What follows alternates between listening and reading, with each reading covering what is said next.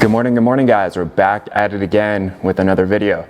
So in today's video, what we're going to do is I'm going to talk briefly about some really important tips about setting up a gray water system. And then I'm going to show you what I've done with our main house here and how I set up the gray water system. I've still got all the trenches open right now so you guys can see very clearly exactly how I set up our system here. But I do want to go over some very important points that you definitely want to consider if you're thinking about doing a gray water system. Number one would be the legality of the system.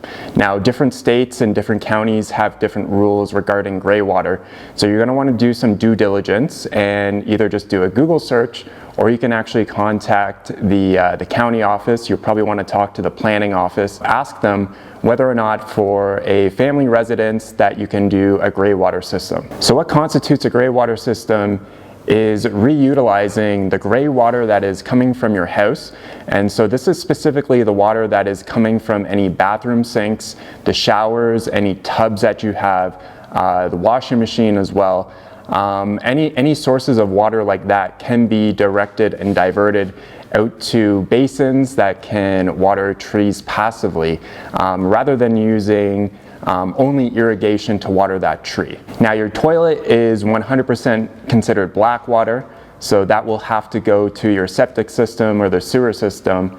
And your kitchen sink is also technically considered black water, but some people do use kitchen sink water as gray water as well, but legally it is considered black water. So here are some layout tips. So if you're interested in a gray water system, you might also be interested in designing your house with as many passive solar strategies as possible.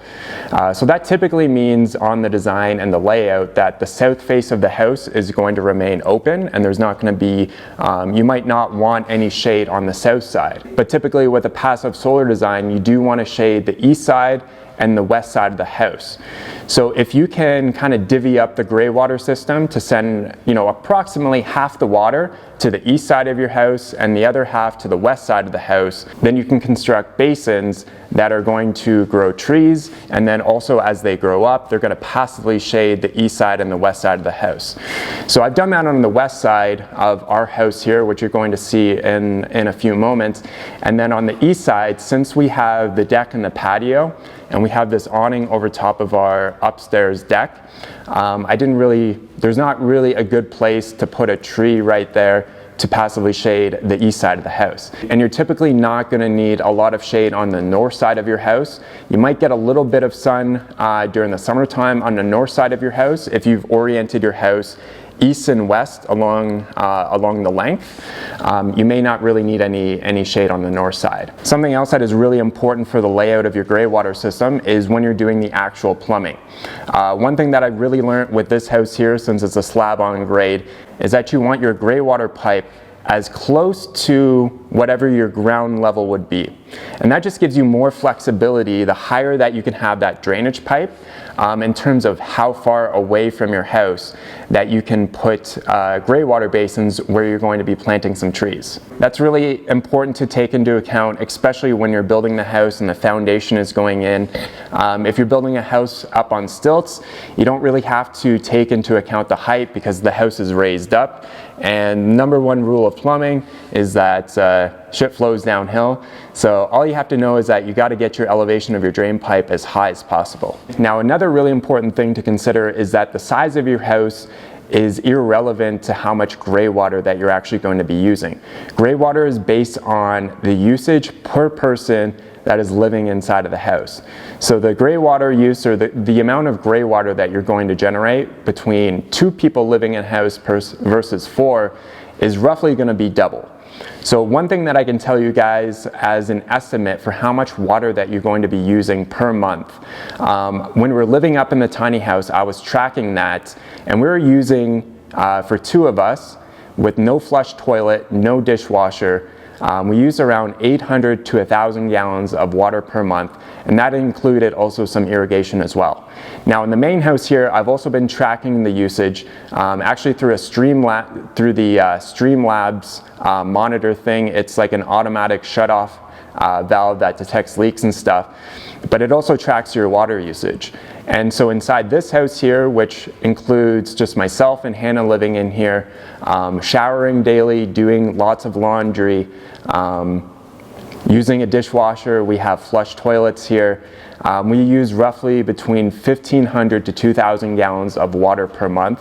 That doesn't include any irrigation or anything like that. That's strictly just what is used in the house. So like I said, your usage depends on how many people are living in the house, what you're going to actually be using in the house. So if you have a compost toilet, you don't have to factor in toilet water use, but most people are going to want to have toilets. So you're going to want to factor all those things in when you're trying to figure out how big your rainwater system would need to be. But if you're just using a gray water system with a well setup or something like that, then it's not really as critical.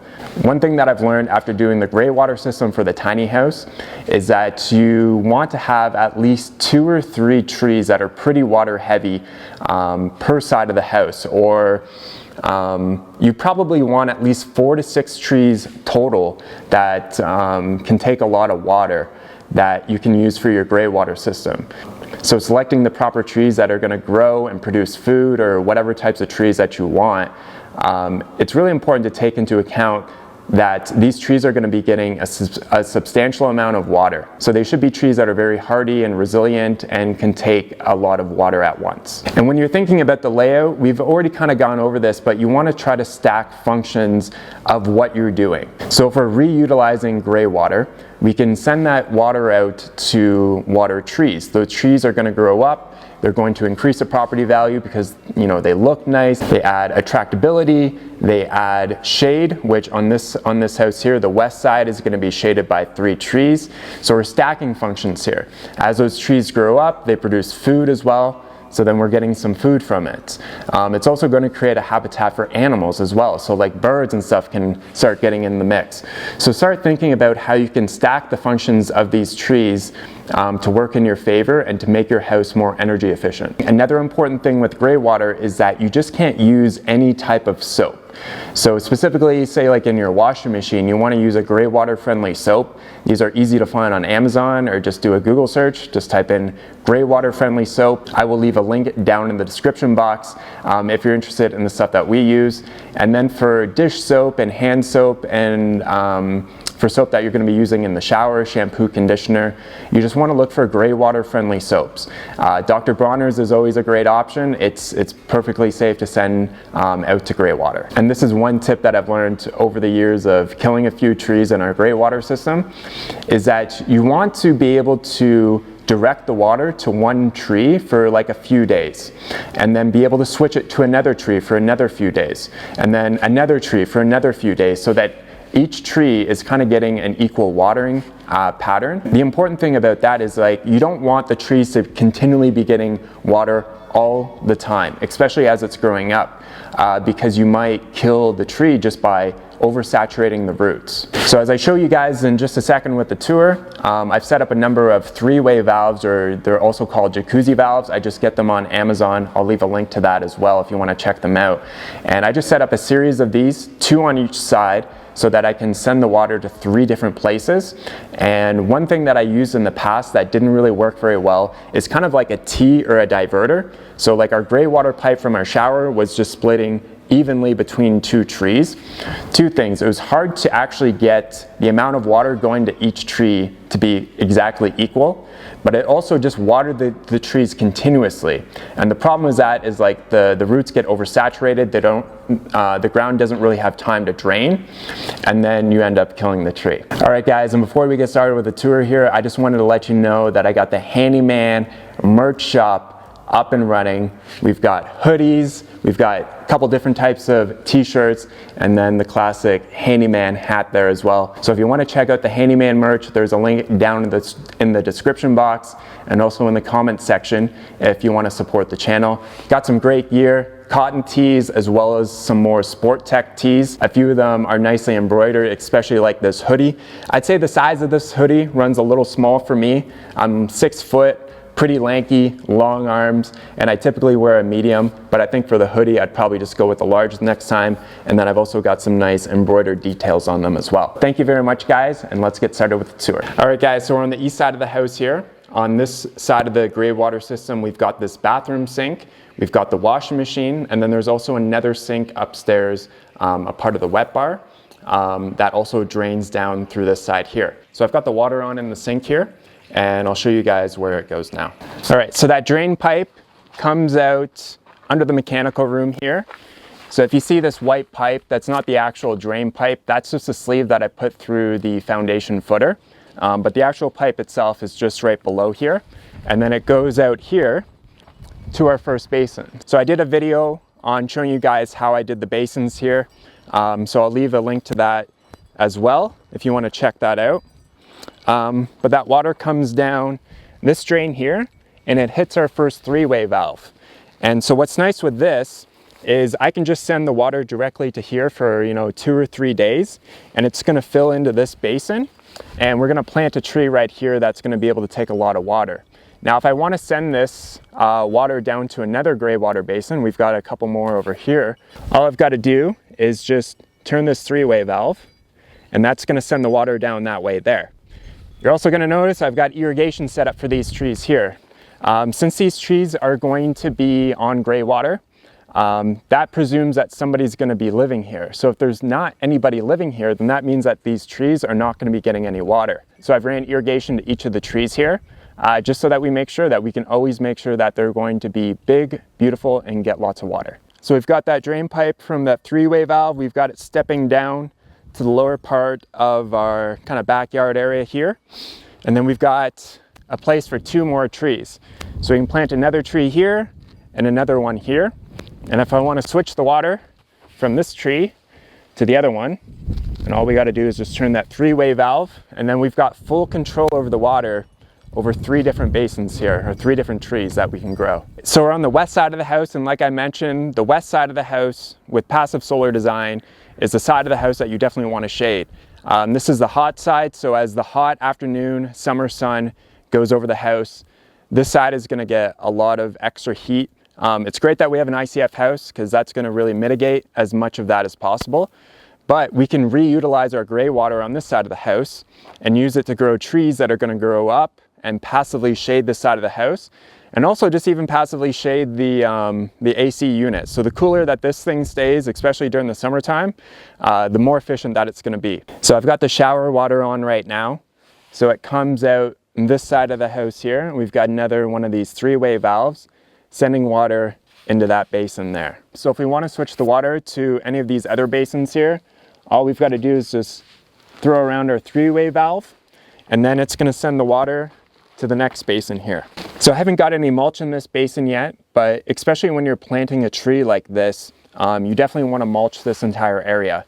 The mulch is going to do a number of different things. Not only it's going to break down over time, create more black organic material, which absorbs more liquid, and it's going to provide a level of insulation for the tree roots as well. So it's going to stay cooler during the summertime, warmer during the winter. And probably one of the most important things about putting mulch down, see how all this water is just pooling up?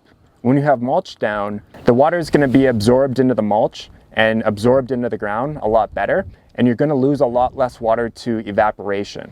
So if you have a puddle like this, most of the water is just going to evaporate, but when you have mulch down, then you can kind of mitigate how much water is evaporated from the system. So a long time ago when I was doing the tiny house, I did set up an irrigation system for our trees over there.